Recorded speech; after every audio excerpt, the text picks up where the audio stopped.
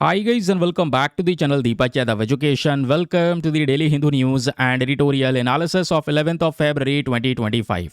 तो गाइज आज है तारीख 11 फरवरी 2025 और है ट्यूसडे। देखेंगे आज के द हिंदू कंप्लीट न्यूज़पेपर को एनालाइज करेंगे। बट लेक्चर में आगे बढ़ने से पहले अगर आपको इस लेक्चर का पीडीएफ चाहिए तो क्या करना है, सबसे पहले डाउनलोड करना है टेलीग्राम, देन उसके बाद जाके सर्च बॉक्स में टाइप करना Deepak Yadav education UPSC. As you can see guys आपको ये वाला चैनल मिल जाएगा, उस पर क्लिक करना और जाकर इस चैनल को ज्वाइन कर लेना। ज्वाइन करने से फ़ायदा क्या होगा, यहाँ से आप इस लेक्चर के पीडीएफ को डाउनलोड कर पाओगे। नाउ हमेशा की तरह हम लोग अपने लेक्चर को एक मैप के क्वेश्चन के साथ स्टार्ट करेंगे। तो आज आप सभी को मैप में जाकर देखना है सतकोसिया टाइगर रिजर्व को कहाँ पर है एग्जैक्टली लोकेटेड, इसको अच्छे से मैप में देखना। देन उसके बाद आकर नीचे कमेंट सेक्शन में टाइप करना, जिससे कि आप लोग इसको लंबे समय तक याद रख पाओगे। तो चलिए शुभारंभ करते हैं और चलते हैं सबसे पहले आज के न्यूज़पेपर ओवरव्यू के ऊपर। आज हमारे अखबार में कौन कौन सी चीज़ें हैं जिसको पढ़ना है, जो इम्पॉर्टेंट है, क्योंकि आपको पता है इस चैनल का जो न्यूज़पेपर एनालिसिस है ये काफ़ी ज़्यादा डिफरेंट है बाकी सारे कंपैरिजन में। रीज़न ये है, आर्टिकल्स के रिगार्डिंग आपको नोट्स भी प्रिपेयर करके दिया जाता है कि इस आर्टिकल से कैसे नोट्स बनेंगे, क्या क्या चीज़ें लिखनी है, क्या काम की है, क्या नहीं काम की है, ये सब जानना बहुत ज़रूरी होता है दोस्तों। तो आपका न्यूज़पेपर पढ़ने के साथ साथ नोट मेकिंग भी इस वीडियो में हो जाती है। फिलहाल आज के सेशन में जो सबसे पहला आर्टिकल हम डिस्कस करेंगे वो थंबनेल वाला टॉपिक होगा, जहां पे अभी एक बहुत बड़ी कंट्रोवर्सी हुई है, स्पेशली यहां पर इंडियाज़ गॉट लेटेंट को लेकर। तो दोस्तों वैसे मैं लास्ट में कुछ आर्टिकल्स शायद पेंडिंग छोड़ दूं, क्योंकि मुझे थोड़ा सा ज़्यादा लंबा डिस्कशन करना है, स्पेशली इस आर्टिकल को लेकर।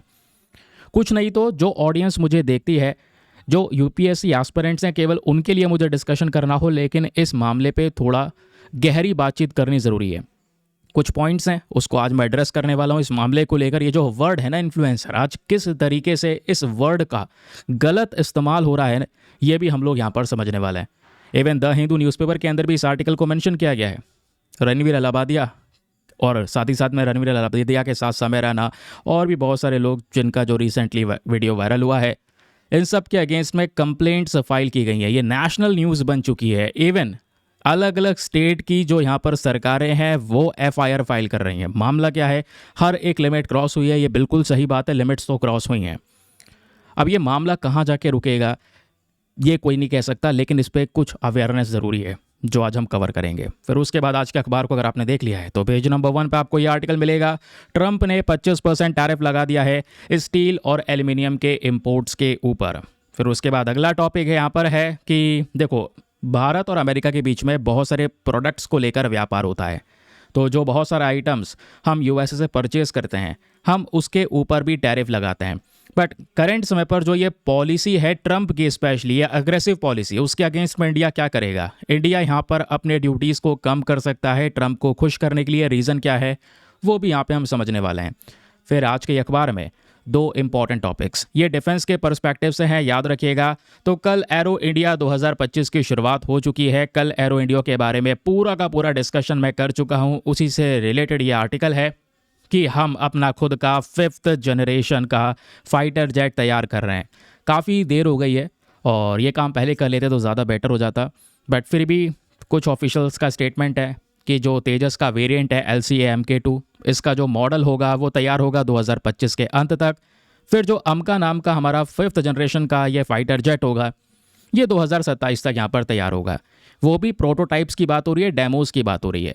जो कंप्लीटली और मैस प्रोडक्शन शुरू होगा दोस्तों, वो 2035 के बाद की कहानी है। यहाँ पे हम क्रिटिसाइज़ कर सकते हैं कुछ चीज़ों को, पॉजिटिव क्रिटिसिज्म बहुत ज़्यादा ज़रूरी है। मामला यहाँ पे समझेंगे क्या है। फिर कल एरो इंडिया के दौरान ही इंडिया यूके के बीच में कुछ एग्रीमेंट साइन हुए हैं, जिसके माध्यम से दोनों के बीच में डिफेंस कोऑपरेशन और मजबूत हो चुका है। नाउ अगेन एक और सुपर इंपॉर्टेंट टॉपिक, कल एरो इंडिया के दौरान रशिया का Su-57 एंड यूएसए का F-35 दोनों ने उड़ान भर के दिखाया है और काफ़ी सारे लोग यहाँ पर दर्शक बनकर इसको देखे हैं। कल ये नज़ारा काफ़ी शानदार था, क्योंकि ये चीज़ें केवल भारत में ही हो सकती हैं और किसी जगह पे पॉसिबल नहीं हो सकता कि रशिया और साथ ही साथ में अमेरिका के 5th जनरेशन के जेट्स एक एयर शो कर रहे हों, वो भी एक साथ में एक ही प्लेटफॉर्म पे। ये एरो इंडिया ने करके दिखाया है। इंडिया में पहली बार हुआ है, नहीं तो फिर ये युद्ध में लड़ेंगे सीधे आमने सामने टक्कर में, लेकिन ये एयर शो हुआ है। क्या रेलिवेंस रखता है, दोनों के बीच का डिफरेंस है, इंडिया कहाँ पे स्टैंड करता है, ये भी हमारे लिए जानना बहुत ही ज़्यादा ज़रूरी है। फिर टेक्स्ट एंड कॉन्टेक्स्ट पर आएंगे। आज दोनों ही टॉपिक्स सुपर इंपॉर्टेंट। सबसे पहले यहाँ पे बॉम्बे ब्लड के बारे में बात हो रही है। आपने यहाँ पे ब्लड ग्रुप के बारे में सुना होगा, सर ए बी है, बी पॉजिटिव है, बी नेगेटिव है, ए पॉजिटिव है ना। मतलब ऐसे बहुत सारे ब्लड ग्रुप्स आपको देखने को मिलते हैं। फिर इसमें बहुत सारे ब्लड ग्रुप्स ऐसे हैं जो बहुत रेयर हैं, ओ नेगेटिव करके आपको देखने को मिल जाएगा। लेकिन पता है ये सब ब्लड ग्रुप्स में से एक ऐसा ब्लड ग्रुप है जो बहुत ही रेयर है।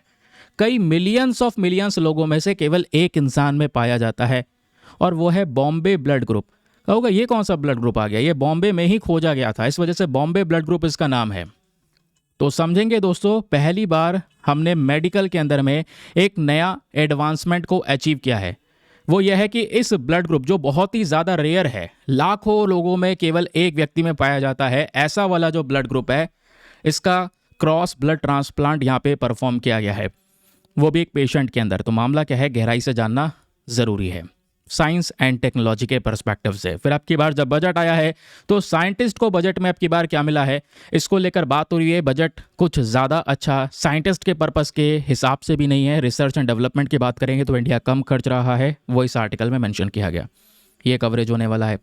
फिर आगे बढ़ते रहोगे न्यूज़पेपर के एंड में आओगे तो आपको पता चलेगा लंपी स्किन डिजीज़ एक ऐसी बीमारी जिसको लेकर बहुत हाहाकार मचा था आज से 2 साल पहले। कई हज़ारों गायों की जान गई दोस्तों, क्योंकि हमारे पास में कोई उसका उपाय नहीं था, कोई वैक्सीन नहीं थी कि हम उनको बचा सकें। Now finally Bharat biotech group की साइड से लंपी स्किन डिजीज़ को लेकर एक वैक्सीन लेकर आ चुके हैं, और इस वैक्सीन को यहाँ पर ये लाइसेंस भी मिल चुका है CDSCO की साइड से। तो ये वैक्सीन क्या है, कैसे वर्क करेगी और कैसे हमारे गाय भैंसों को बचा सकती है आने वाले समय पर लंपी स्किन डिजीज़ से, वो यहाँ पे समझाया गया है। लंपी स्किन डिजीज़ के बारे में भी कवरेज होने वाला है, क्योंकि इसको लेकर पहले भी बहुत सारे न्यूज़ आर्टिकल पब्लिश हुए हैं। ये अपने सामने आप देख पाओगे। लंपी स्किन डिजीज़ एक भयानक डिजीज़ रही है। 2022 में 80,000 कैटल्स की जान गई थी। आप इमेजिन करो, लाख के आसपास गाय भैंसों की जान जाना, और उसका सीधा इम्पैक्ट किस पे पड़ता है, डेयरी इंडस्ट्री के ऊपर में। लंपी स्किन डिजीज़ में कुछ इस प्रकार से स्किन इन्फेक्शंस यहाँ पर काउज में देखने को मिल जाता है। फिर उसके बाद में PM मोदी पहुंच चुके हैं फ्रांस के अंदर। पिछले काफ़ी समय से हमने लगातार आर्टिकल डिस्कस किया है कि वो AI समिट के लिए जाने वाले हैं। नाउ फाइनली पहुंच गए हैं। AI समिट पे डिस्कशन होगा, आइटर पहुंचेंगे। आइटर क्या होता है वो भी यहाँ पे हम जानने वाले हैं। देन उसके बाद कल 2 आर्टिकल्स पेंडिंग थे बजट को लेकर, और साथ ही साथ में अर्बन डेवलपमेंट में अब की बार बजट ने क्या दिया है, रेलवेज के लिए बजट ने क्या दिया है। यह है दोस्तों आज का हमारा न्यूज़पेपर। आई होप आपको इसको लेकर एक बढ़िया तरीके से जो क्लैरिटी है वो मिल चुकी है। चलिए शुरुआत करते हैं आज के थंबनेल वाले मामले के साथ में। अब आपको पता होगा हमारे देश में ना जो गाली गलौच है, इसको कई बार एज अ कूल के तौर पे देख लिया जाता है कि आप गाली बक रहे हैं, वाह ये तो बहुत कूल है यार, है ना। और ऐसे ही यहाँ पर आजकल शोज़ आ चुके हैं। एक होती है कॉमेडी, ठीक है, कॉमेडी है।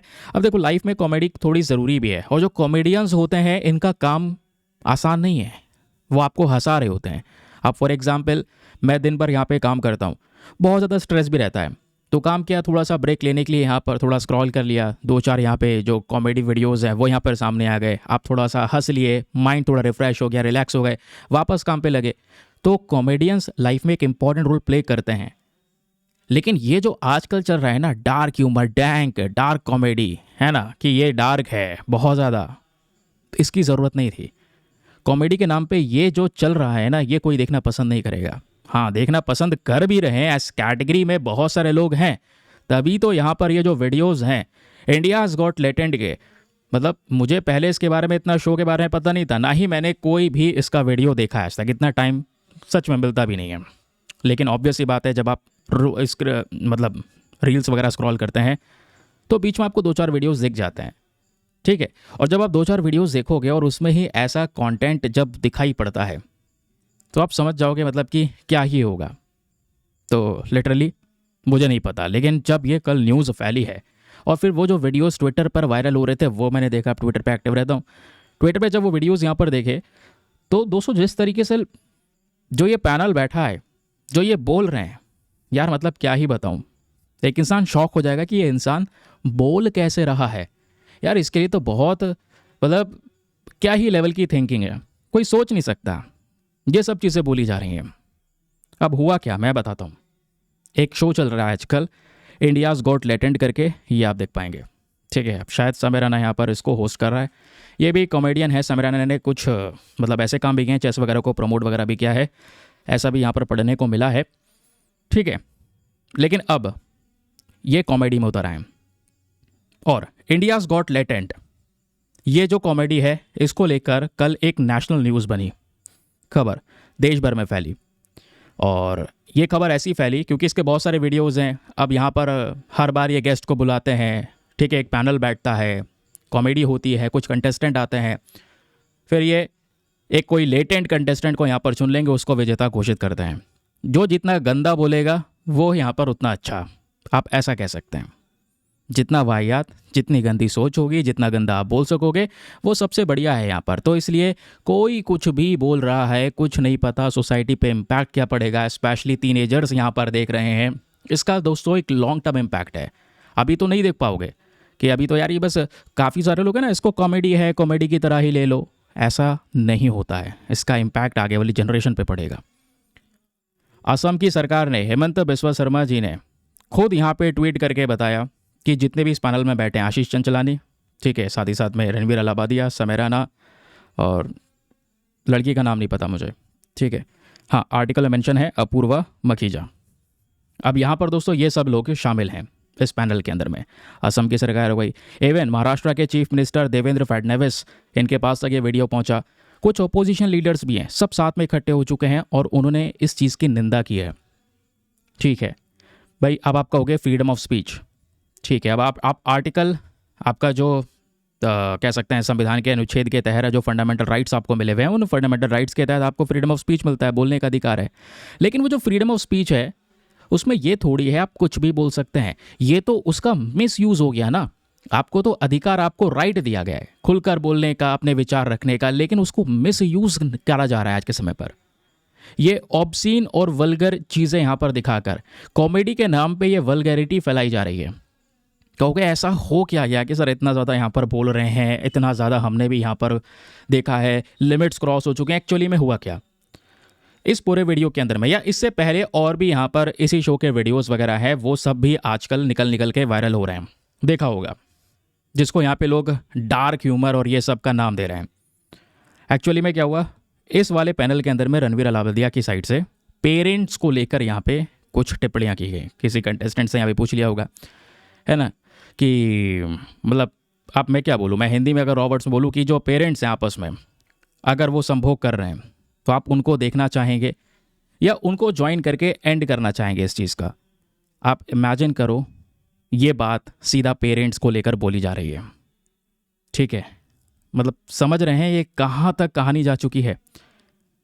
ये बिल्कुल मतलब रिश्ता ही क्या रखा गया, ये क्या मेंटेलिटी है, पेरेंट्स और बच्चे के बीच का यहाँ पर जो रिश्ता है वो ख़राब कर दिया गया पूरी तरह से, केवल यहाँ पर एक सेंटेंस बोल के, और ये इस मेंटेलिटी की वजह से, सिक मेंटेलिटी की वजह से। और केवल यहाँ पे हम मतलब आप देखोगे पिछले कुछ समय पर रणवीर अलाहाबादिया की वजह से ज़्यादा चर्चाएं हो रही हैं, ज़्यादा यहाँ पर खबरें फैल रही हैं। लेकिन समय रैना का क्या, रणवीर अलाहाबादिया को वो प्लेटफॉर्म प्रोवाइड करवाया है समय रैना ने, और ये व्यक्ति भी यहाँ पर इस तरीके की जो कॉमेडी है वो कर चुका है। लिटरली एक वीडियो और थी, मतलब कि आजकल आप देखोगे सोशल मीडिया प्लेटफॉर्म पे इस शो के वीडियोस वायरल हो रहे हैं जो वाहियात से वाहियात हैं। अपने पेरेंट्स के डेथ, पिताजी की मृत्यु हो गई है, उसको भी यहाँ पर एज अ फनी वे में लिया जा रहा है, मजाक बनाए जा रहे हैं। एक्चुअली में मतलब क्या ही हो सकता है फिर। तो वो सवाल वही है ना, जनरेशन किस तरफ जा रही है ना, डेथ को लेकर, पेरेंट्स को लेकर, पेरेंट्स की डेथ को लेकर कोई वैल्यू ही नहीं। अब पेरेंट्स का वो एक प्योर बॉन्ड है, चिल्ड्रन पेरेंट्स का प्योर बॉन्ड है, उसको यहाँ पर कितना ज़्यादा मतलब घिनौने के तौर पे दिखाया जा रहा है। अब एक्चुअली में अगर आप देखोगे डार्क ह्यूमर, ये डार्क ह्यूमर नहीं है, लिमिट्स क्रॉस हो चुकी हैं, ये वल्गैरिटी है दोस्तों। और एक लाइन होती है जिसके पार ये सब नहीं होना चाहिए, वो भी ऐसे बड़े बड़े प्लेटफॉर्म्स पे आपको इतना बड़ा मंच मिला है, फिर आपको ही देख के कल नई चीज़ें और निकल कर आएंगी। अगर इस चीज़ को अलाउ किया गया सोसाइटी की साइड से तो इससे वाहियात चीज़ें आएंगी। और जो हो रहा है एक्चुअली में इंस्टाग्राम पे कितने सारे यहाँ पर वाहियात रील्स आपको देखने को मिलेंगे। कल यूट्यूब कमेंट्स में एक बच्चे ने बहुत लंबा चौड़ा कमेंट भी किया हुआ है, मैंने उसको थोड़ा ध्यान से पढ़ा। उसमें वो मेंशन करता है कि सर ये सब चीज़ें चल रही हैं, मैंने देखा भी है वो कमेंट, और फिर उसके बाद में पता चला कि इंस्टाग्राम पे तो और क्या ही चल रहा है। ठीक है, अब दोस्तों ये सब चीज़ें हो किस लिए रही हैं आपको पता है? ये सब चीज़ें हो रही हैं व्यूज़ के लिए। और रणबीर अलाहाबादिया का यहाँ पर एक पर्सपेक्टिव देखे तो उसको क्या लगा कि शो पे जाएंगे और शो इस चीज़ का है, जो जितना वाहियात, जो जितना गंदा है वो यहाँ पर वायरल होगा, क्लिप्स कटेंगे, वायरल होंगे, वाह वाह डार्क ह्यूमर है ना, डार्क कॉमेडी, इंडिया रेडी नहीं है इन चीज़ के लिए, और वो ये सब चीज़ें कुछ भी नहीं दोस्तों, ये और जनरेशन्स को बेकार कर रही हैं। फिर एक साइड यहाँ पे रणबीर अलाहाबादिया का जब पॉडकास्ट देखोगे, सेपरेटली यहाँ पर देखोगे, तो आपको पता चलता है कि यहाँ पर वो स्पिरिचुअलिटी का जो ज्ञान है वो देता है। अब स्पिरिचुअलिटी एक तरफ और ये सब चीज़ एक तरफ, यही होता है रील वर्सेस रियल। एक इंसान सामने क्या दिखा रहा है और पीछे क्या है, एक्चुअली में हो ही रहा है। और जितना गंदा उतना ज़्यादा वायरल, उतने ज़्यादा व्यूज़ और उतना ही ज़्यादा पैसा। आपके ऊपर कोई इम्पैक्ट नहीं पड़ रहा। ठीक है, अब छोटे बच्चे हैं उनके ऊपर बिल्कुल इम्पैक्ट पड़ रहा है, वही सब चीज़ें सीख रहे हैं, सही बता रहा हूँ। और यहाँ पे आप देख पाओगे खुल्लम खुला चल रहा है, जैसे ये लोग पैसा छाप रहे हैं। अब ये सब यहाँ पे करोड़पति हैं, सबके पास में बहुत पैसा है, इनको कुछ यहाँ पे फ़र्क नहीं पड़ने वाला। व्यूज़ मिल रहे हैं, पैसा छप रहा है। और याद रखना, ज़िंदगी में काफ़ी लोग बोलते हैं ना इन्फ्लुएंसर्स, ऐसे इन्फ्लुएंसर्स नहीं होते, ये इन्फ्लुएंसर्स नहीं होते भाई, जो यहाँ पर खुले प्लेटफॉर्म पे जेनिटल्स को लेकर, प्राइवेट पार्ट्स को लेकर यहाँ पर जो एक्चुअली में मजाक चल रहा है ना, वो घिनौना है, भद्दा है। ठीक है, कॉमेडी होती है, एक इंसान को रिलैक्स कर सके वो वाली कॉमेडी है। एक इंसान यहाँ पर थोड़ा सा और मतलब ये सुन के शॉक हो के हंस रहा है कि मतलब ये क्या ही चल रहा है, वो कॉमेडी नहीं है, समझ रहे हैं? अब कॉमेडी की रिस्पेक्ट होती है, कॉमेडियंस बहुत हार्ड वर्क करते हैं, लेकिन एक्चुअली में ये सब चीज़ें नहीं होती। समझ रहे हैं इस बात चीज़ को? और जैसा मैंने आपको बताया, ये केवल क्रिएटर्स हैं, इन्फ्लुएंसर्स नहीं हैं। और लाइफ में यहाँ पर इन सब चीज़ों से इन्फ्लुएंस होना बंद करो, क्योंकि इन्फ्लुएंसर वो होता है जो आपके लाइफ में वाकई में कोई चीज़ ऐड कर दे, आपकी ज़िंदगी को बेहतर बना रहा हो, आपको कुछ नई चीज़ सिखा रहा हो, लाइफ में और कैसे बेटर बनाया जा सकता है। आपके पेरेंट्स भी यही चाहते हैं कि मेरा बच्चा मेरे से अच्छा बने, यही चाहते हैं, और वो केवल पेरेंट्स ही चाहेगा और दूसरा नहीं चाहेगा, अच्छा बने और ऊपर निकले और आगे जाए। आपको वो सब सीखना है, ठीक है? और इन्फ्लुएंसर का काम भी यही होता है, आपको आगे बढ़ाना, आपको आगे की साइड में पुश करना। ठीक है, आप कैसे आगे अपने पेरेंट्स के लिए एक बड़ा सहारा बन सकते हैं, अपने पेरेंट्स को एक लग्जरी लाइफ दे सकते हैं। अभी तक जो प्रॉब्लम्स झेली हैं पेरेंट्स ने, और वो प्रॉब्लम्स को फेस करके यहाँ पर आपको पढ़ाया लिखाया है, जैसे तैसे फीस यहाँ पे भरी है, आपको इस मुकाम तक वो लेकर आ चुके हैं। अब आपकी बारी है कि आप उस पूरे कहानी को चेंज कर दो, कहानी को पलट दो। अब आपका टाइम है कि आप लग्जरी लाइफ दो उन लोगों को, उन्होंने मेहनत की आपके लिए, अब आपको मेहनत करनी है, समझ रहे हैं? लेकिन एक्चुअली में हो क्या रहा है, वही मैं फिर से बोलूँगा, डार्क ह्यूमर। लेकिन मैंने बताया ना, इसका लॉन्ग टर्म इम्पैक्ट है। और ये सब जो गंदगी फैलाई जा रही है, अब यहाँ पर कह सकते हैं कि इसमें फीमेल कंटेस्टेंट, वो फीमेल भी हैं बैठी है, कोई फीमेल मेंबर भी पैनल में बैठा है, इनकी साइड से भी यहाँ पर जेनिटल्स को लेकर कुछ उल्टा सीधा यहाँ पर बोला जा रहा है। ठीक है, मैं आपको बताऊं, एक तरफ यहाँ पे कुछ फोकस कर रहे हैं इंसान की पॉर्न एडिक्शन से कैसे बचा जा सके, क्योंकि आज पॉर्न एडिक्शन एक बड़ा मैटर है, बड़ा मामला है, जैसा आप लोगों को पता है। और जब हम लोग पॉर्न एडिक्शन की बात करते हैं तो इंडिया में पॉर्न कंजम्पशन आप जानते हैं वो बहुत ज़्यादा है। ठीक है, और इस मैटर पे कोई ज़्यादा खुलकर बातचीत नहीं कर पाता, आजकल बात होती भी है ना? लेकिन वो इंसान यहाँ पर अगर वो चाहे कि इन सब चीज़ों से निकल सके, और वो सोशल मीडिया प्लेटफॉर्म पर है, फिर ऐसी चीज़ें, वाहियात चीज़ें आ रही हैं, कुछ अच्छा हो आगे लाइफ में बढ़ाने की बात की जाए, उस व्यक्ति को अगर वो फंस गया है ऐसे जाल में, तो उससे बाहर निकलने की बात की जाए, उसकी लाइफ को बचाया जाए, तो वाकई में एक चीज़ बनकर आती है। बट क्या है, आजकल सोशल मीडिया पे हर एक ट्रिगर पॉइंट है, याद रखना। जैसे मैंने आपको बताया, पॉर्न एडिक्शन के मामले में बहुत लोग हैं, मैक्सिमम लोग यहाँ पर ये सब चीज़ें देख रहे हैं, इसके लत में आ चुके हैं, क्योंकि ट्रिगर पॉइंट मिल रहा है। अब एक्चुअली में एक इंसान मान लो सुधरने की कोशिश कर रहा है, ठीक है, उसकी जो विल पावर है वो धीरे धीरे करके मजबूत हो रही है, वो नहीं चाहता यहाँ पर ये सब करना, पॉर्न वगैरह देखना। अब सोशल मीडिया पे ऐसा कंटेंट आ जाता है या कोई और दूसरे कंटेंट में, अब इसकी बात नहीं कर रहा, ये सब तो है गाली गलौच, उसके अलावा भी यहाँ पर जो इंस्टाग्राम पे चल रहा है, ये सब चीज़ें जब सामने आ जाती हैं दोस्तों, सब ट्रिगर पॉइंट है, फिर आपका ब्रेन वहाँ पे कंट्रोल नहीं हो रहा होता है, समझ रहे? तो ट्रिगर पॉइंट है नहीं है, आप आ रहे थे सही रास्ते पे, आपका ये सब चीज़ें देखने का मन नहीं कर रहा है, बट एकदम से कहानी पलट गई। क्यों? क्योंकि ये सब चीज़ें सोसाइटी के अंदर में फैल रही हैं, और ये फैले तो जो आप छोड़ रहे थे उसमें और उस दलदल में और गहराई तरीके से फंस गए, और गहराई में जा रहे हैं जिसका कोई अंत नहीं है। समझ में आया? फिर आजकल गाली गलौज देना बहुत ज़्यादा आम हो चुका है, बहुत कूल हो चुका है।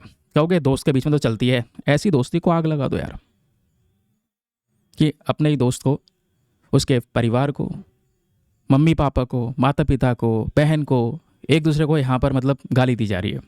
वो बेचारे क्या करें, उन्हें तो कुछ पता भी नहीं। समझ रहे हो? ये ज़रूरी नहीं, ये नया सा ट्रेंड बन चुका है, ठीक है। और एक्चुअली में अगर आप देखोगे रणवीर अलाहाबादिया की जो रेपुटेशन इसने बनाई है पिछले इतने सालों के अंदर में, सब तबाह एक सेकंड में, एक आपकी गलती से। हालांकि यहाँ पर माफ़ी वगैरह मांगी है, अपोलोजाइज़ किया है, क्या फ़ायदा? क्योंकि ये सब चीज़ें जो शो की गई, इससे एक मेंटेलिटी पता चलती है, सिक मेंटेलिटी पता चलती है कि प्रधानमंत्री की साइड से यहाँ पर अवार्ड दिया गया है, मिनिस्टर्स के साथ में यहाँ पे पॉडकास्ट किए हैं, एस जयशंकर जी के साथ में यहाँ पे पॉडकास्ट किया है, ठीक है, काफ़ी सारे लोगों के रोल मॉडल्स के साथ में पॉडकास्ट किया है, बातचीतें की हैं, लेकिन फिर क्या? केवल व्यूज़ के लिए। तो इन लोगों के लिए व्यूज़ मैटर करते हैं, समझिएगा। लेकिन आप लोग यहाँ पर इन सबसे हटो, क्योंकि यहाँ पे यही कोशिश की जा रही है कौन कितना गंदा, जो जितना गंदा बोलेगा, जो जितना यहाँ पर वाहियात बोलेगा, वो उतना ज़्यादा आगे बढ़ेगा, और ये सब चीज़ें शो की भी जाएंगी। समझ रहे हैं? यहाँ पे एक लिमिटेशन, एक रिस्ट्रिक्शंस पॉइंट की यहाँ पर ज़रूरत है, क्योंकि ये इम्पैक्ट खतरनाक पड़ेगा। फिर कोई और भी यहाँ पर मेंबर है, मतलब जैसे मैंने बोला ना, कुछ सामने बहुत भयानक वीडियोस आ रही हैं, फिर कोई है वो सबकी मम्मियों के हालचाल ले रहे हैं, ठीक है, इन्हीं कंटेस्टेंट, मतलब इन्हीं पैनल्स में यहाँ पर इनके समय रैना के साथ के हैं। और एक्चुअली में इन सब चीज़ों को एज अ बोल्ड तौर पे दिखाने वाली कौन सी कम्युनिटी है? मीम्स कम्युनिटी, जो आजकल यहाँ पर मीम शेयर हो रहे हैं। पहले के मीम में और अब के मीम्स में दोस्तों कितना ज़्यादा डिफरेंस है वो आप लोगों ने देखा होगा, ठीक है। और मतलब कि एक्चुअली में इतना ज़्यादा यहाँ पर गंदे पने पे ले जाना और उस चीज़ को यहाँ पर बोल्ड करके दिखाना, किसी की शादी का मजाक बनाया जा रहा है। आप देखोगे ऐसे प्लेटफॉर्म्स पे रील्स वगैरह आपको दिखाई देगी, है ना, किसी की शादी को कितना ज़्यादा मजाक बनाया जा रहा है कि मतलब वो लड़की देखने में सुंदर है तो वो अच्छा है, वो लड़के ने मतलब बहुत अच्छा यहाँ पर आप कह सकते हैं जोड़ी बनाई है, और जो देखने में सुंदर नहीं है वो बस ऐसे यहाँ पर देख रहे हैं। उस व्यक्ति के साथ में उसकी कंपैटिबिलिटी कैसे है, वो मतलब उन दोनों के बीच के अंडरस्टैंडिंग कैसे है, हो सकता है यहाँ पर वो दूसरे की, यहाँ पर एक दूसरे की अंडरस्टैंडिंग कितनी ज़्यादा गहरी हो, वो आप जो ये मीम कम्युनिटी बना रही है, जो यहाँ पर एडमिन क्रिएट कर रहे हैं, वो उन सबको नहीं पता है, बस खाली क्रिएट करके और वो डाल दिया। और वो सब कैसे किया है? वो सब यहाँ पर ऑब्जेक्टिफिकेशन, और मैं जैसे बोला रहा था ना कि पॉर्न एडिक्ट की तरफ, यहाँ पर पॉर्न एडिक्शन एक बहुत बड़ी लेवल की चीज़ है, एक बड़ी प्रॉब्लम है आज के समय पर। इससे ऊपर निकल पाना, यहाँ से नहीं निकल पा रहे, फिर ऊपर से इन्हीं सब चीज़ों की वजह से चीज़ों को ऑब्जेक्टिफाई करना गलत तरीके से इम्पैक्ट डालता है, बिल्कुल डालेगा, क्यों नहीं डालेगा। और व्यूज़ के लिए यहाँ पर धीरे धीरे करके सोसाइटी में बहुत सारी चीज़ें गिरती चली जा रही हैं। रील्स पे कितने सारे आपको वीडियोस देखने को मिलेंगे, रील्स पे वीडियोस के सामने यहाँ पर कपड़े चेंज हो रहे हैं, लग रहा है घर में बाथरूम नहीं है क्या। तो आप क्या करना है, देखो आप ये सुनो, इनकी लाइफ पे कोई इम्पैक्ट नहीं पड़ने वाला, आप देख रहे हैं, और इन सब चीज़ों से इन्हीं को पैसा मिल रहा है, व्यूज़ मिल रहे हैं, यूट्यूब को भी यहाँ पे अर्निंग होती है, वो भी यहाँ पर ये सब चीज़ें फिर आगे बढ़ाता रहता है। समझ रहे हैं? तो आप अपनी लाइफ को फॉलो करो, आप अपनी लाइफ पे ध्यान दो। और ये जो शोज़ है ना, एक्चुअली में ये शो प्रॉब्लम नहीं है कि हाँ इंडियाज़ गॉट टैलेंट, ठीक है, अब लेकिन जो यहाँ पे ऐसे भद्दे जोक्स को नॉर्मलाइज कर दिया गया है, जो यहाँ पे अप्रूवल मिल रहा है कि इंसान यहाँ पर एक फैमिली के साथ भी नहीं देख पा रहा, वो ऐसी चीज़ है, ऐसी कॉमेडी वो हेडफोन लगा के देख रहा है, ठीक है, वो अपने फैमिली के साथ भी नहीं देख पा रहा उन सब चीज़ों को। ये सब नॉर्मलाइज कर दिया जा रहा है। ये एक बड़ी दिक्कत है। हर चीज़ का नॉर्मलाइजेशन सही नहीं होता। हर चीज़ में एक लिमिट होती है, वो क्रॉस होगी उसका इम्पैक्ट पड़ेगा। छोटे बच्चे हैं, आगे उन पर इम्पैक्ट पड़ेगा। समझ रहे हैं? तो यहाँ पे एक रोक की ज़रूरत है। तो इस मुद्दे को यहाँ पर बड़े लेवल पर उठाया गया है और ये नेशनल न्यूज़ बनी। काफ़ी मतलब अच्छा लगा कि हाँ, ये लोगों ने थोड़ा सा आवाज़ उठाई इस चीज़ को लेकर। अब क्या कर सकते हैं? रणवीर अलावादिया ने माफ़ी मांगी। अब ये थोड़ा सा करेक्टिव एक्शंस लेंगे कि हाँ ठीक है, ऐसा नहीं होगा। अब देखते हैं शो बंद होता है नहीं होता है, जो भी होगा। ना भी बंद हो तो लेकिन ये सब बाह्य चीज़ें रोकनी होगी। समझ रहे हैं? और एक सीख तो यहाँ से ले लेना, आपको सालों लगते हैं अपना करियर बनाने में, अपना रेपुटेशन बनाने में, लेकिन डिस्ट्रॉय करने में कुछ सेकंड्स लगते हैं। कुछ सेकंड्स आपकी जो ये मेंटलिटी होती है ना, ये कहीं ना कहीं पर दिखी जाती है, ये कहीं ना कहीं पे निकल ही जाती है। तो इन सब चीज़ों को लेकर डिबेट होती रहना चाहिए। ये मामला जैसे अभी उठा, इसका क्रिटिसिज्म ज़रूरी है, इससे अवेयरनेस फैलती है, सिंपल सी बात है। और यार दूसरी बात, इंडियाज़ गॉट लेटेंट करके और ऐसा कंट्रोवर्शियल चीज़ निकाल के, ऐसा वाहियात चीज़ें यहाँ पर दिखाकर और एक नेशनल न्यूज़ बन जाए, अलग अलग स्टेट्स की सरकारों ने एफआईआर दर्ज करवा दी, तो भाई यहाँ पर इसके हाथ से इंडिया हटा दो, इंडिया का नाम बदनाम मत करो। इंडियाज़ गॉट लेटेंट, ऐसा लेटेंट यहाँ पर नहीं चाहिए इंडिया को।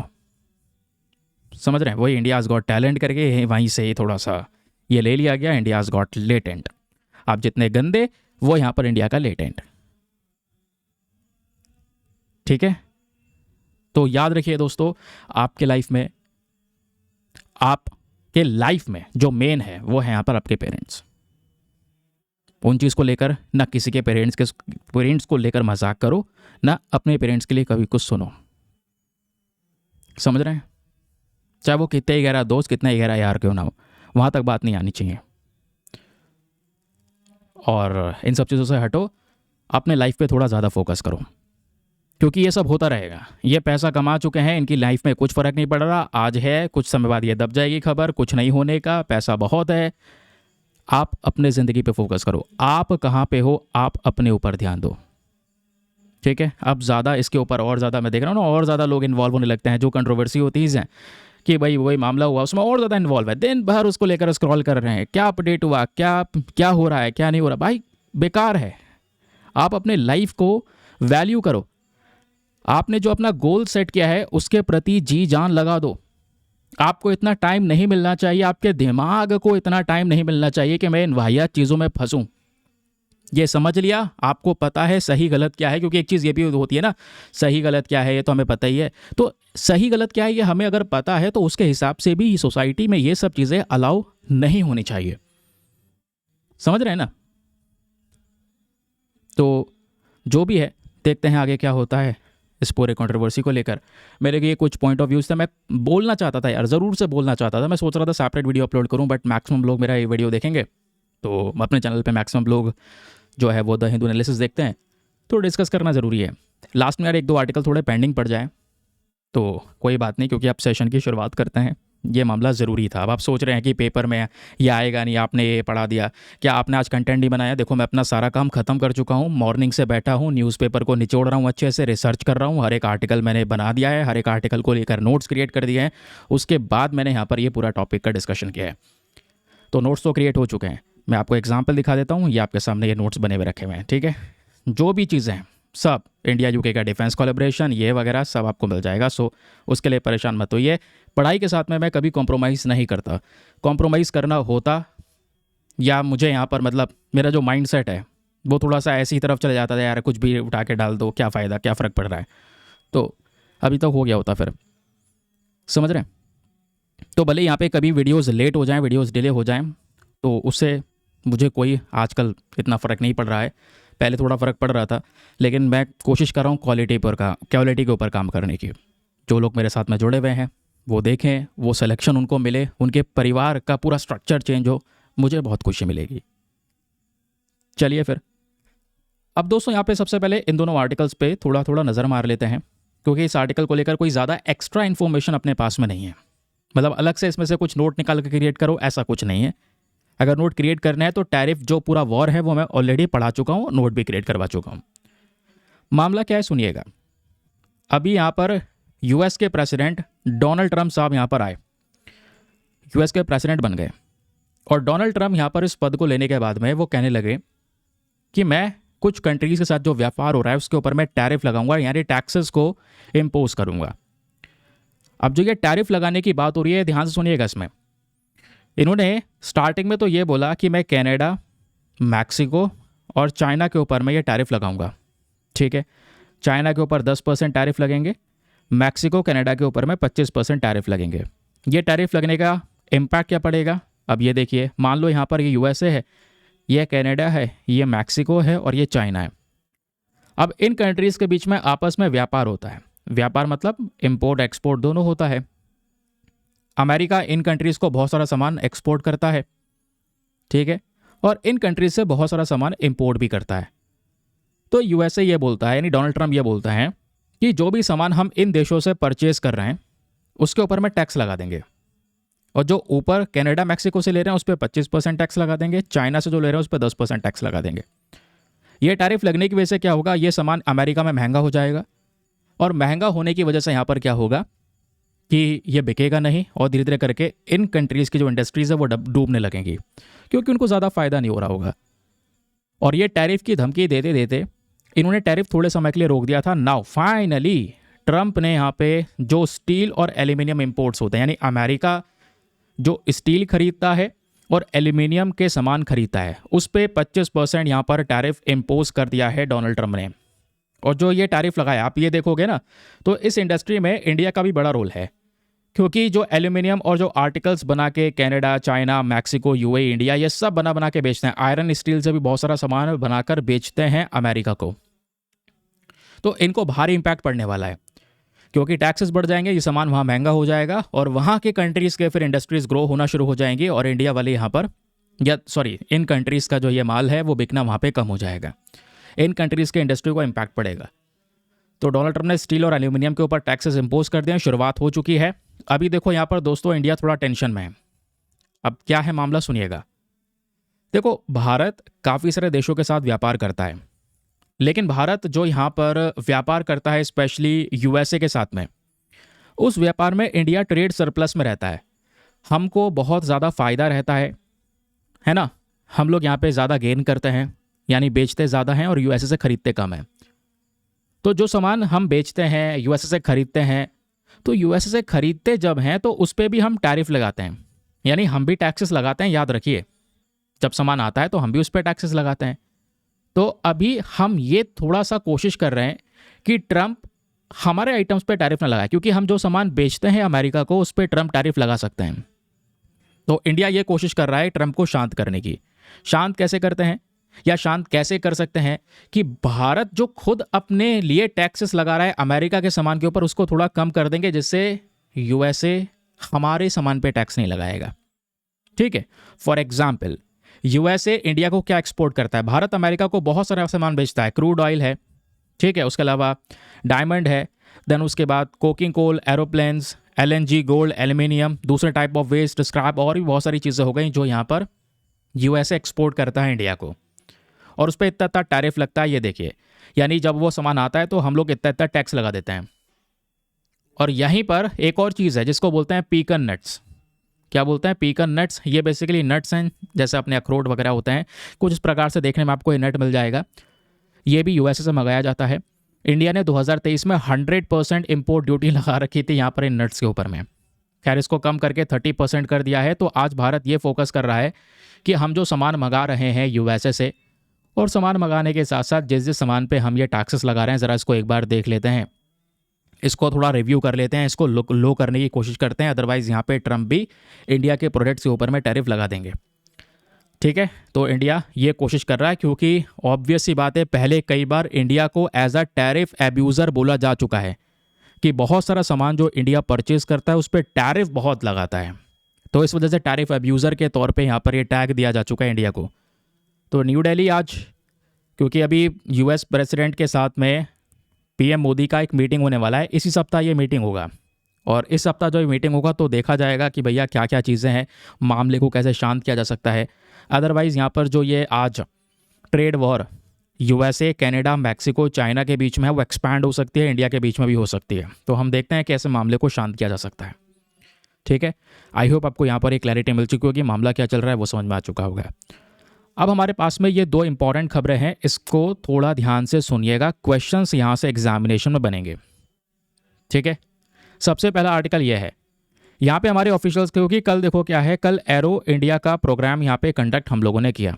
तो जब एरो इंडिया का प्रोग्राम कंडक्ट हुआ तो उसी दौरान जो LCA-MK2 प्रोटोटाइप है ये तैयार कर रहे हैं हम, और 2025 के एंड तक ये तैयार हो जाएगा, और अमका नाम का 5th जनरेशन का फाइटर जेट 2027 तक तैयार होगा।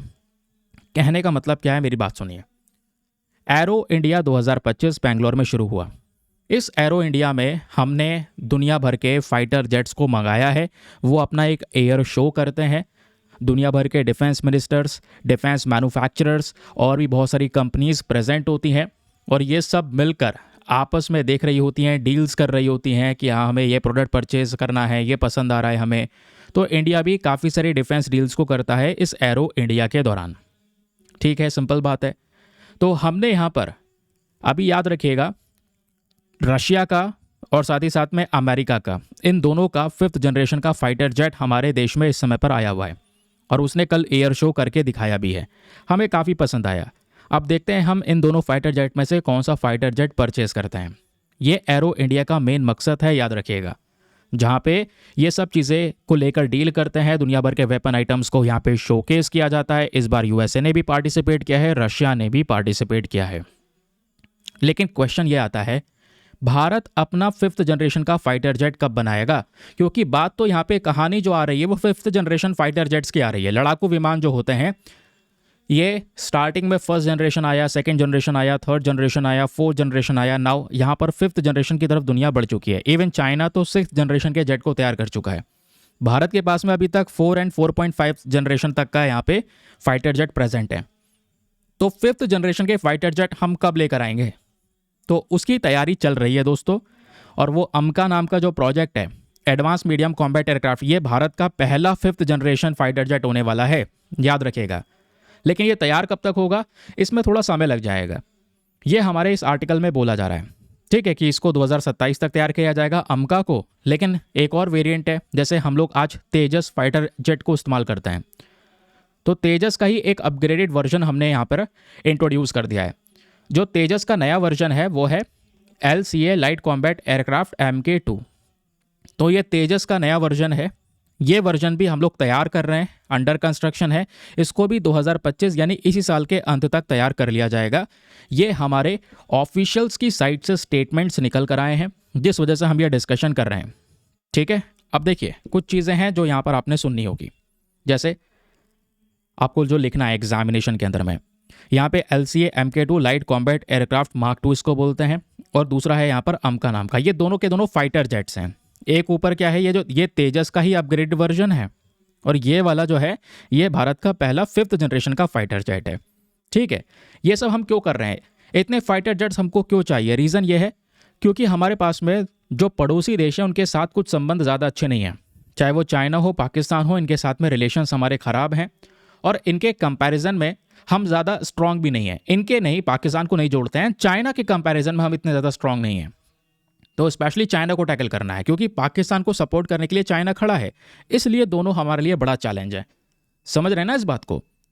तो दोनों जेट्स जो हमारे तैयार हो रहे हैं, इसमें पहले बात करेंगे LCA-MK2 की। ये कुछ बेसिक डिटेल्स याद रखिएगा, एग्जामिनेशन में यहीं से क्वेश्चन बनेंगे। तो इसका जो मॉडल है, डेमो है, वो हम 2025 यानी इसी साल के एंड तक तैयार कर लेंगे, ये बात बताई जा रही है। दूसरा, पहली फ्लाइट जो होगी, यानी कि पहला जो हम टेस्ट कंडक्ट करने वाले हैं वो 2026 में करेंगे, और इंडियन एयरफोर्स को ये जो LCA light combat aircraft MK2 सौंपा जाएगा, ये 2028 से 29 के बीच में सौंपा जाएगा। ये फुल्ली तरीके से खुद बनाया हुआ वेपनरी सिस्टम है, हमने इसको खुद बनाया है। 11 वेपन स्टेशंस आपको इसमें देखने को मिलेंगे। ये लगभग एक लीथल वेपन प्लेटफॉर्म के तौर पे काम करने वाला है, यानी एक घातक ऐसा खतरनाक अटैक करने के लिए हमारे इंडियन एयरफोर्स को सपोर्ट करेगा। तो ये तो लाइट कॉम्बैट एयरक्राफ्ट है, जो तेजस का ही वेरिएंट है, इस बात को याद रखिएगा, मैं बार बार बोल रहा हूँ। अब बात आती है भारत के पहले 5th जनरेशन जेट के बारे में। तो जो first 5th generation jet Bharat का है उसका नाम है एडवांस्ड मीडियम कॉम्बैट एयरक्राफ्ट, जिसको हम शॉर्ट फॉर्म में अमका के नाम से जानते हैं। तो इसका जो ये डेमो है, इसका जो प्रोटोटाइप है वो 2026 के अंत तक तैयार होगा या 2027 के शुरुआत तक तैयार होगा, और एक्सपेक्टेड जो पहला टेस्ट होगा 2028 में होगा, सर्टिफिकेशन 2032 तक मिलेगा। फिर इंडियन एयरफोर्स में जो 5th जनरेशन का फाइटर जेट है वो 2034 में लाया जाएगा, इंडियन एयरफोर्स को 2034 तक दिया जाएगा। तो काफ़ी समय है अभी, समझ रहे हैं, जबकि चाइना 5th के साथ साथ 6th भी बना चुका है। और खबर यह है कि आने वाले 2-4 सालों में चाइना अपने 5th जनरेशन के फाइटर जेट 40-50 जेट पाकिस्तान को दे देगा। तो पाकिस्तान के पास आ जाएगा तो इंडिया के लिए ये जो चैलेंज है वो बढ़ जाता है, समझ रहे हैं इस बात को। तो अभी के समय पर इंडियन एयरफोर्स में 2034 तक हम अपने इस फाइटर जेट को लेकर आ पाएंगे। फिर उसके बाद इसका जो मैस प्रोडक्शन है वो शुरू होगा 2036 के बाद। तो प्रॉब्लम हमारे लिए बड़ी है, इसलिए आज हमारे पास में 2 बड़ी चॉइसेस हैं दोस्तों। और वो चॉइसेस कौन कौन सी हैं? एक चॉइस यहाँ पर हमारे पास में Su-57 है रशिया का, और F-35 है यहाँ पर ये अमेरिका का। इसलिए दोनों के दोनों फाइटर जेट्स आज भारत में प्रेजेंट है, एयर शो कर रहे हैं, क्योंकि उन्हें पता है भारत के पास में 5th जनरेशन का फाइटर जेट नहीं है। तो दोनों में से एक को हमें चुनना होगा, डील करनी होगी, क्योंकि उधर चाइना पाकिस्तान दोनों के पास में 5th जनरेशन फाइटर जेट्स आ जाएंगे। भगवान ना करे कभी 2 फ्रंट वॉर हो गया, दोनों देश हम पे हमला करने एक साथ आ गए, तो हमारे पास में वो कैपेबिलिटीज़ होने चाहिए, समझ रहे हैं। तो जो हमने यहाँ पर खुद का वेरिएंट तैयार किया है अमका, इसमें तो समय लग जाएगा, जैसे हम अभी पढ़ रहे हैं। तो इसके फीचर्स क्या होंगे? एक तो रडार की पकड़ में नहीं आएगा, स्टेल्थ कैपेबिलिटी है ना। इसमें वेपन मोड काफ़ी घातक है, एडिशनल वेपन्स को ये कैरी कर सकता है। इसका प्रोडक्शन प्लान यहाँ पर ऐसे चल रहा है कि जब हम ये पूरा मॉडल तैयार करेंगे, सारे टेस्ट हो जाएंगे, तो लगभग बताया जा रहा है हर साल यहाँ पे 4 अमका जेट हम तैयार कर पाएंगे, हर साल 4 जेट बना पाएंगे, और धीरे धीरे करके यहाँ पे इस प्रोडक्शन को और ज़्यादा बढ़ाया जाएगा, रैंप अप किया जाएगा। ये इसके कुछ फीचर्स हैं। लेकिन क्वेश्चन यहाँ पर यह है, ये सभी प्रोग्राम्स हमारे लिए इंपॉर्टेंट क्यों है? रीज़न क्या है? देखिए, इनका जो इंपॉर्टेंस है वो इसलिए है क्योंकि इंडिया की स्क्वाड्रन स्ट्रेंथ बहुत कम है। अब सर ये स्क्वाड्रन स्ट्रेंथ क्या होती है? स्क्वाड्रन स्ट्रेंथ का मतलब यहाँ पर यह है आपकी एयरफोर्स के जो यूनिट्स होते हैं, ठीक है, आपकी एयरफोर्स में जो जेट्स हैं उनके यूनिट्स कितने हैं, ग्रुप्स कितने हैं, तो वो स्ट्रेंथ हमारी कम है। अगर आप देखोगे तो जो एनालिसिस है एक्सपर्ट्स का, डिफेंस मिनिस्टर्स का, उनका कहना यह है कि भारत को कम से कम 42 स्क्वाड्रन यानी 42 यूनिट्स की ज़रूरत है। अगर मान लो भविष्य में, जैसे मैंने बोला, भगवान न करे 2 फ्रंट वॉर हो गया, चाइना पाकिस्तान दोनों एक साथ हमला कर दिए, तो कम से कम 42 फाइटर स्क्वाड्रंस, 42 यूनिट्स की ज़रूरत पड़ेगी हमें, तब जाके यहाँ पर हम इस चीज़ को झेल पाएंगे, इससे लड़ पाएंगे। लेकिन आज हमारी स्ट्रेंथ कितनी है? केवल 31 स्क्वाड्रंस हैं। तो हमें अभी 10 स्क्वाड्रन और बढ़ाने होंगे, और ये 31 स्क्वाड्रन आने वाले समय पर और कम हो जाएंगे। कहोगे क्यों? क्योंकि कुछ फाइटर जेट्स हमारे पुराने हो चुके हैं, उनको रिटायर करना ज़रूरी है, नहीं तो हादसा हो जाएगा। जिसमें MiG-21 है, मिराज 2000 है, इनको रिटायर करना भी ज़रूरी है। तो इसी के लिए यहाँ पर जो LCA MK2 है और अमका है, ये हमारी स्ट्रेंथ को मजबूत करेगा। लेकिन समय बहुत है, 2036 तक का समय का इंतज़ार करना पड़ेगा हमें। उससे पहले चॉइस यही है, या तो परचेस कर लो रशिया से या परचेस कर लो यहाँ पर अमेरिका से। बेस्ट ऑप्शन यहाँ पे रशिया रहेगा, क्योंकि अमेरिका काफ़ी महंगा प्रोवाइड करवा रहा है, और ये ज़रूरी इसलिए है क्योंकि चाइना पाकिस्तान को काउंटर करना है। चाइना के पास में J-20 के जेट्स हैं जो यहाँ पर चाइना उठाकर पाकिस्तान को दे देगा कभी भी, हमारे लिए ये प्रॉब्लम हो जाएगी। अब यहीं पे दोस्तों अच्छी चीज़ ये भी है कि हम इंडिजीनियस मैन्युफैक्चरिंग कर रहे हैं, खुद से बना रहे हैं। यही आर्टिकल हम डिस्कस कर रहे हैं ना। देखो, इस आर्टिकल में जितने भी डिटेल है वो सब मैंने अलग से नोट्स के फॉर्म में प्रोवाइड करवा दिया, एक स्ट्रक्चर दे दिया है मैंने पूरे आर्टिकल को। तो न्यूज़पेपर आप पढ़ो ना पढ़ो, दोबारा उठा के आपके डिटेल्स तैयार हैं। तो इससे क्या होगा, जब हम LCA MK2 और ये अमका ये दोनों तैयार कर लेंगे, तो ये कहीं ना कहीं भारत के मेक इन इंडिया प्रोजेक्ट को अप्रूवल दे रहा होगा, क्योंकि भारत इसको खुद से बनाएगा। ये इंडिजीनियस आइटम्स हैं, तो इंडिया की जो आज निर्भरता है दूसरे देशों के जेट्स के ऊपर, वो कम हो जाएगी। हम अपने डिफेंस सेक्टर को खुद से बूस्ट कर पाएंगे। लेकिन क्या ये करना इतना आसान होगा? अगर आसान होता तो अभी तक कर नहीं लेते क्या? इसमें देखो बहुत सारे चैलेंजेस यानी चुनौतियां हैं हमारे सामने। अब देखो, जब बात करता हूं चैलेंजेस के बारे में, चुनौतियों के बारे में, तो चुनौतियों से लड़ा जा सकता है ना। तो चुनौतियां क्या क्या हैं ज़रा देखिए, और कैसे लड़ सकते हैं वो बताऊंगा। चुनौतियां सबसे पहला यह है, इसके डेवलपमेंट में देरी बहुत हो रही है। क्योंकि टारगेट आपका है, अभी आपने काम शुरू कर दिया है, मॉडल तैयार होगा 28 तक, आप एयरफोर्स को दोगे यहाँ पर 29 के बीच में, फिर उसके बाद 2036 का समय लग रहा है प्रोडक्शन में। बहुत समय है, 10 साल हैं अभी ये तैयार होने में और हमारे पास में आने में। हम कितना पीछे चल रहे हैं ये तो देखो, दुनिया 6th जनरेशन के फाइटर जेट्स की तरफ बढ़ रही है, हमारे पास में आज 5th जनरेशन भी नहीं है, और 5th जनरेशन आने में 10 साल लग जाएंगे। ये चीज़ें सुन के थोड़ा सा यहाँ पे दुख होता है, पीछे हैं हम। LCA का जो ये तेजस प्रोग्राम है, ये ऑलरेडी यहाँ पर तेजस प्रोग्राम को देखोगे दोस्तों तो ये ऑलरेडी यहाँ पे 10 साल पीछे चल रहा है। ठीक है, इस वजह से हमें क्या करना पड़ रहा है, दूसरे देशों पे निर्भरता दिखानी पड़ रही है। तो चैलेंज तो यही है ना, डेवलपमेंट में आपकी देरी, आप देर बहुत हो चुकी है। तैयार कर लेते आज तो यार क्या ही बात होती। दूसरा चैलेंज जो हमारे सामने प्रेजेंट है दोस्तों, वो है टेक्नोलॉजी एंड स्टेल्थ। हम 5th जनरेशन का स्टेल्थ एयरक्राफ्ट तैयार कर रहे हैं, ठीक है, जो रडार की पकड़ में भी ना आए, लेकिन इसमें आप जो इंजन लगाएंगे वो अमेरिका से ले रहे हैं। अपना प्रोडक्ट तैयार कर रहे हैं, उसमें इंजन GE414 इंजन ले रहे हैं दोस्तों, LCA Mk2 के लिए। तो मेन इंजन की फिर डिपेंडेंसी उस पर हो जाएगी। ये चैलेंज है हमारे सामने। तीसरा चैलेंज आएगा प्रोडक्ट बॉटलनेक्स। जैसे यहाँ पर मैंने आपको स्टार्टिंग में बताया कि जब हम तैयार करेंगे और जब हमारे पास में सब कुछ स्ट्रक्चर तैयार हो जाएगा, तो हम एक साल में केवल 4 एयरक्राफ्ट बना रहे होंगे, जो कि अगेन बहुत स्लो है। हमें प्रोडक्शन बहुत तेज करना होगा, कम से कम एक साल में 10 एयरक्राफ्ट तो यहाँ पे क्रिएट करने होंगे। समझ रहे हैं? अब ये सब कैसे हो पाएगा? ये सब बजट को इंप्रूव करके होगा, क्योंकि चैलेंज यहाँ पर हमारे पास में बजट कंस्ट्रेंट भी है। डिफेंस का बजट कुछ इतना ज़्यादा नहीं है, डिफेंस का बजट एक लिमिटेड है, जिसका हमें उसमें से वही पैसा नेवी के लिए, मिसाइल के लिए, स्पेस, साइबर वॉरफेयर सब के लिए खर्च करना है। ऐसा नहीं है सारा पैसा उठा के हम फाइटर जेट में खर्च कर देंगे। ये चैलेंज है, प्रॉब्लम है। समझ रहे हैं? आर्टिकल हो गया खत्म। चलिए अगली खबर पर आते हैं, और यहाँ पर इंडिया यूके के डिफेंस कोऑपरेशन के बारे में बात हो रही है। लेकिन इस आर्टिकल को डिस्कस करने से पहले एक इंपॉर्टेंट इन्फॉर्मेशन आपके सामने। अगर आप लोग हमारे पेड ग्रुप्स को ज्वाइन करना चाहते हैं तो आपके पास में बढ़िया मौका है इसको ज्वाइन करने के लिए। यहाँ पर आपको डेली बेसिस पे करंट नोट्स के PDF वगैरह मिल जाते हैं। फॉर एग्जाम्पल, जैसे आप लोग यहाँ पर देख पाओगे, जितने भी डिटेल्स मैंने यहाँ पर डिस्कस की हैं, जो भी ये न्यूज़पेपर का कंटेंट मैंने आप लोगों को पढ़ाया है, नोट्स बना के मैंने आपको दिए हैं, ये सब नोट्स आपको हिंदी और इंग्लिश दोनों भाषाओं में मिल सकते हैं दोस्तों। लिटरली यहाँ पर आप देख पाएंगे सारे के सारे नोट्स, ठीक है, ये सब क्रिएट हुए हैं और एक अच्छे से बिल्कुल ऑर्गेनाइज वे में आपको दिएगा। आपके प्रिपरेशन को बहुत आसान कर देता है ये रास्ता। ये सब आपको इस ग्रुप में मिल जाते हैं। ग्रुप को ज्वाइन करने का जो प्रोसेस है या फ़ी पेमेंट है वो बहुत ही ज़्यादा कम है, केवल 499 रुपीज़ आपसे चार्ज किए जाते हैं for the lifetime access. जब तक आपका सिलेक्शन ना हो जाए तब तक आप 499 में इस ग्रुप को ज्वाइन करके रख सकते हैं। ज्वाइन करने के लिए करना क्या है, व्हाट्सएप पर जाना, यहाँ पर आपको एक नंबर दिया गया है 8534873368। इस नंबर पर मैसेज कर देना कि I want to join this group. वहाँ पे आपको रिप्लाई मिलेगा, पेमेंट का प्रोसेस दिया जाएगा, और उससे ज़्यादा इंपॉर्टेंट आपको डेमो वीडियो का लिंक भी मिलेगा। आप पूरे डेमो वीडियो को चेक कर सकते हैं, देख सकते हैं मुझको कहाँ पर क्या फ़ायदा होगा, और अपने आप को कंप्लीटली सेटिस्फाई करने के बाद में जाकर ये इन्वेस्टमेंट कर सकते हैं।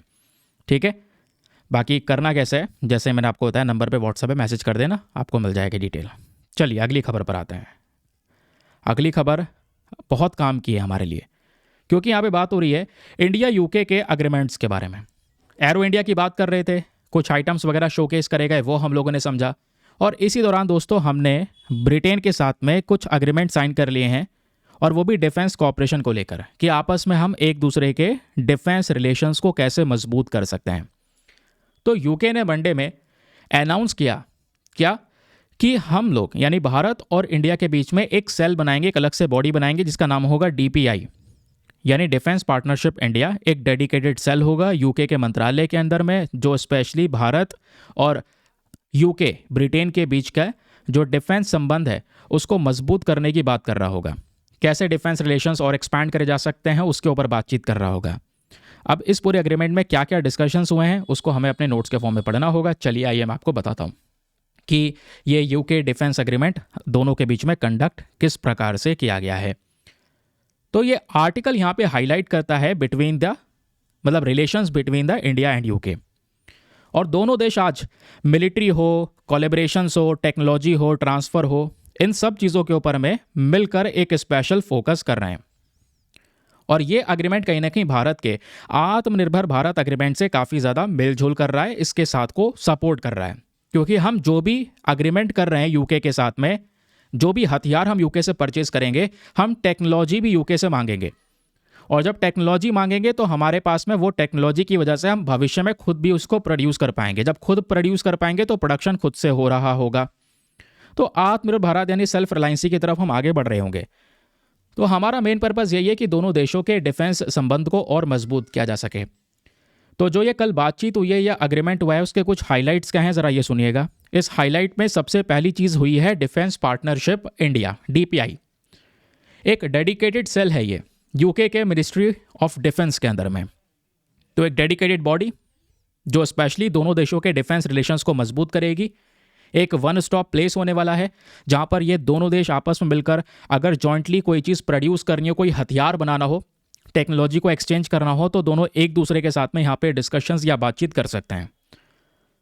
और यहीं पर दोस्तों याद रखिएगा मिलिट्री और इंडस्ट्री के जो रिलेशंस है वो भी मजबूत होते हुए नजर आएंगे। डिफेंस डील्स को और ज़्यादा एग्जीक्यूट और ज़्यादा मजबूत किया जा सकेगा।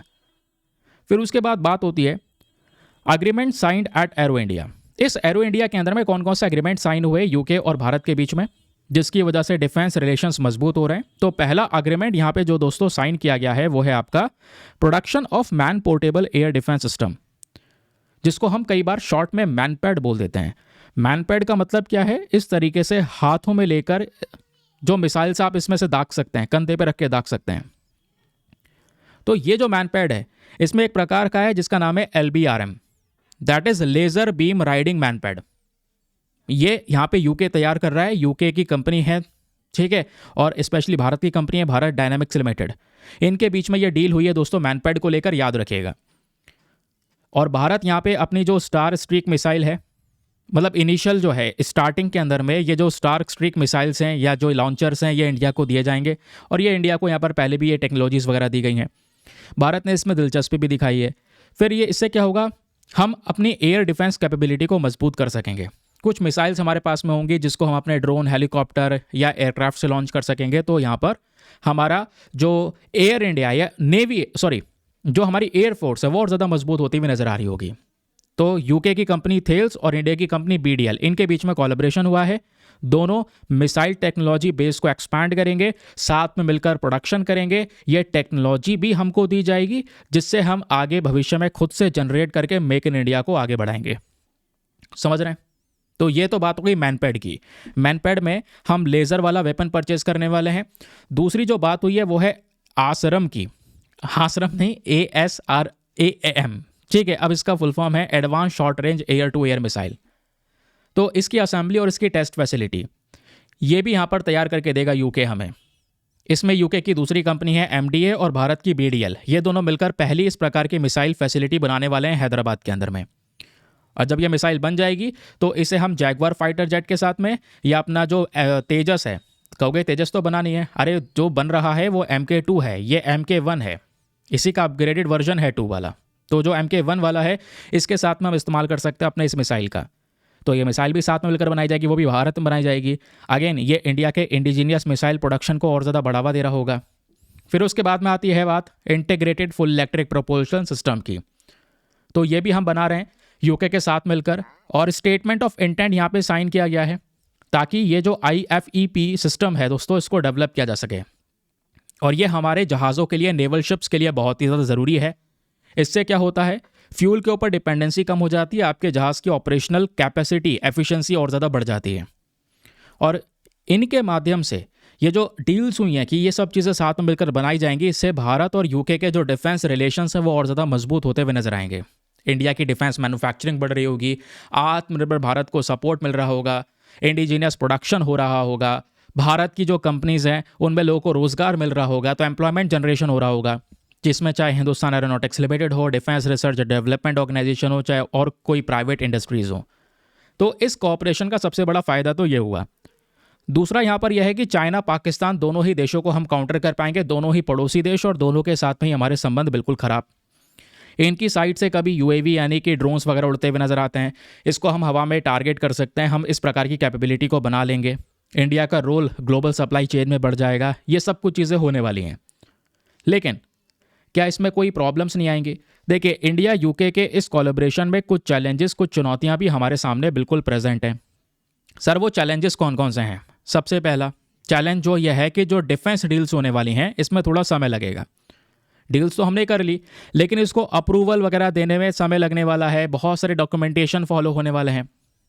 दूसरा यहाँ पे क्या है, यूके टेक्नोलॉजी ट्रांसफ़र को लेकर अभी सही तरीके से माना नहीं है।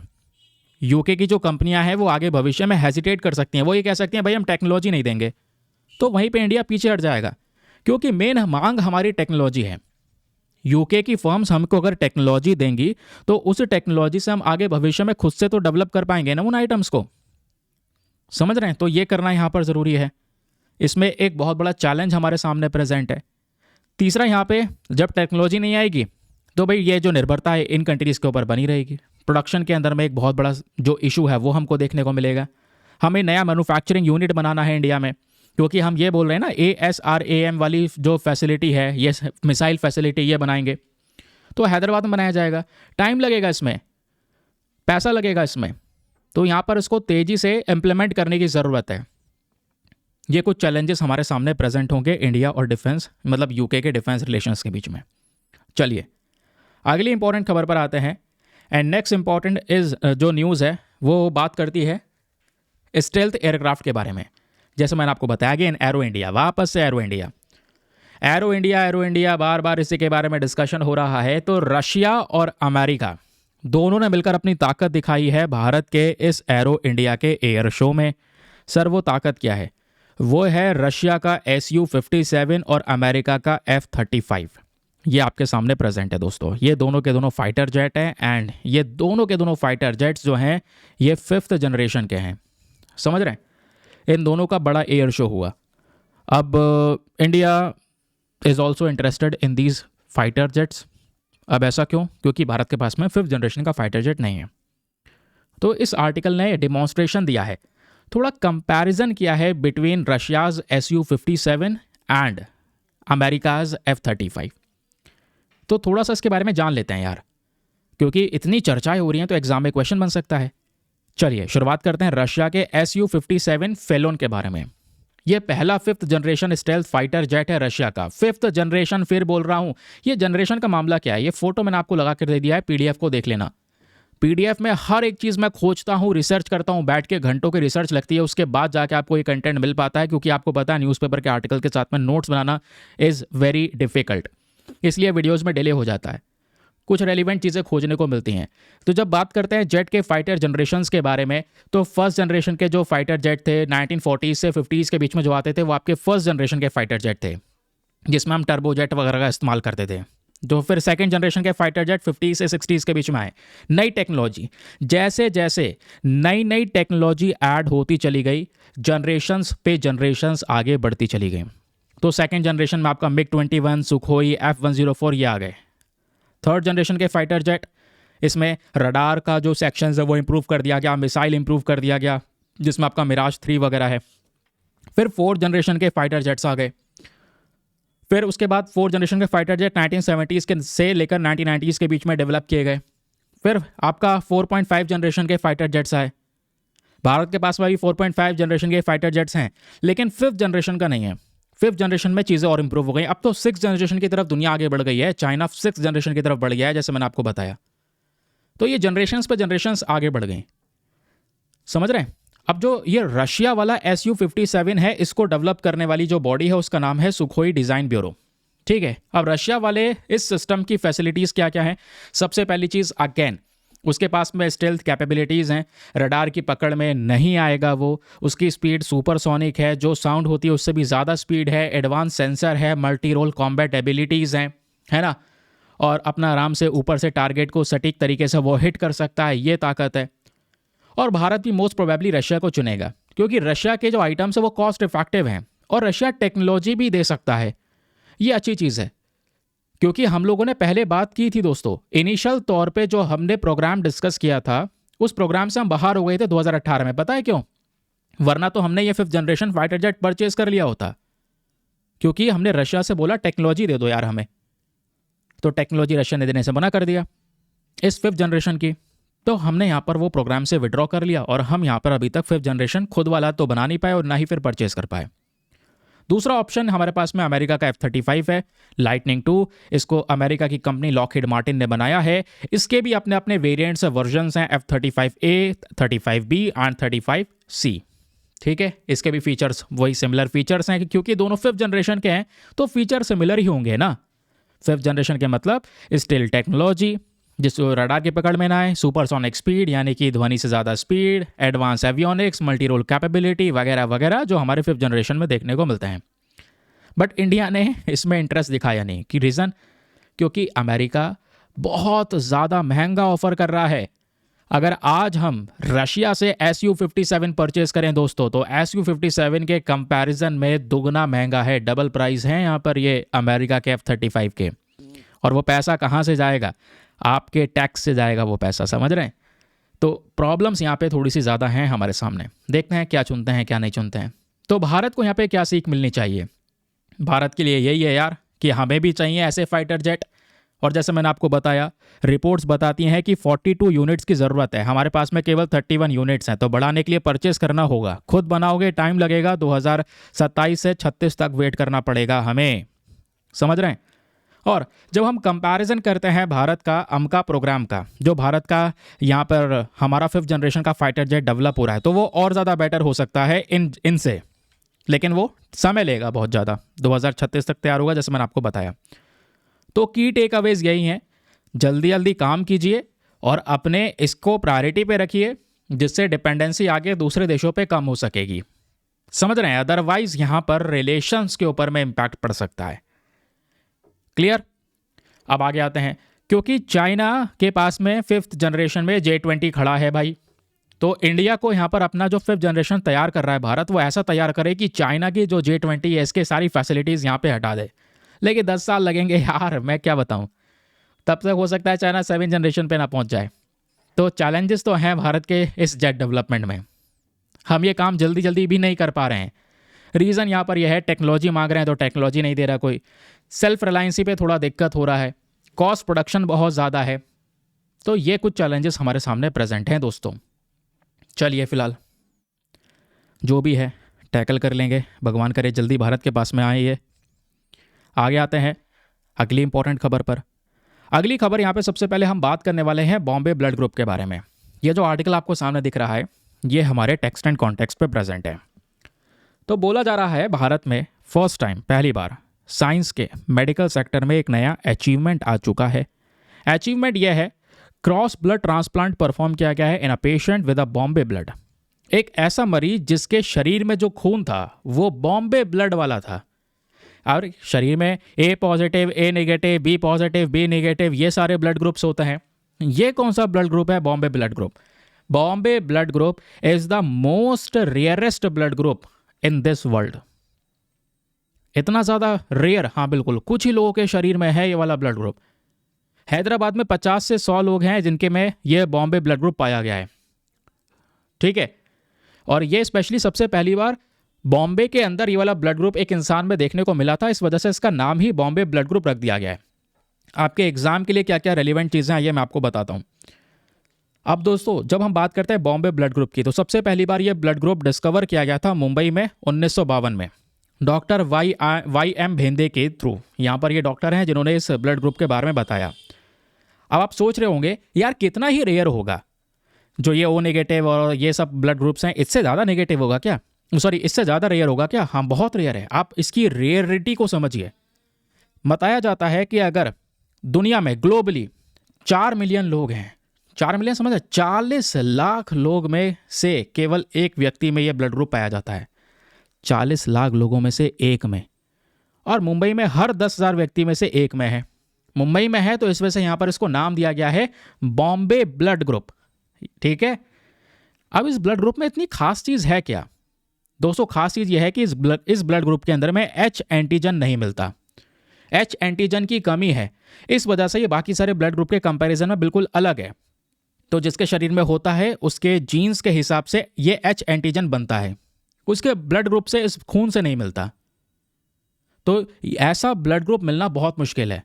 और किसी व्यक्ति के बॉडी के अंदर में ये ब्लड चढ़ाना, कह सकते हो कि दूसरा ब्लड आप इसमें चढ़ा ही नहीं सकते, ऐसे ब्लड ग्रुप के इंसान को कोई दूसरे के शरीर का ऑर्गन जो अंग भी दान करते हैं ना, वो भी यहां पर उसी के शरीर का होना चाहिए जिसका blood group Bombay blood group हो। ठीक है, तो द पर्सन जिसके पास में ये बॉम्बे ब्लड ग्रुप है कैन ओनली रिसीव ब्लड और organs from another Bombay blood group individual. जिस दूसरे व्यक्ति के बॉडी में बॉम्बे ब्लड ग्रुप होगा वही यहां पर ये ब्लड दे सकता है, अपना खून दे सकता है या अपने ऑर्गन्स, अपने अंग दान कर सकता है। यह है प्रॉब्लम इस बॉम्बे ब्लड ग्रुप के साथ में। अदरवाइज दूसरे ब्लड ग्रुप के साथ में छेड़छाड़ करोगे तो रिएक्शंस कर जाएंगे।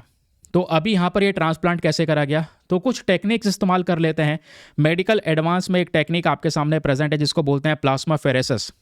अब ये प्लाज्मा फेरेसिस है DFPP, ये जापानीज टेक्निक है जहाँ पे बॉडी में से ये एंटीबॉडी को, कुछ स्पेसिफिक एंटीबॉडी है उसको हटा देंगे, है ना, जो ब्लड है हमारा खून है उसमें से कुछ स्पेसिफिक एंटीबॉडी हटा देंगे, उसके बाद यहाँ पे ट्रांसप्लांट कर देंगे। ठीक है, जैसे हमने ये बोला कि H एंटीजन की कमी होती है इस वाले बॉम्बे ब्लड ग्रुप के अंदर में, दूसरा ब्लड ग्रुप लेना हो तो उसमें से स्पेसिफिक एंटीबॉडी हटा दी जाएगी।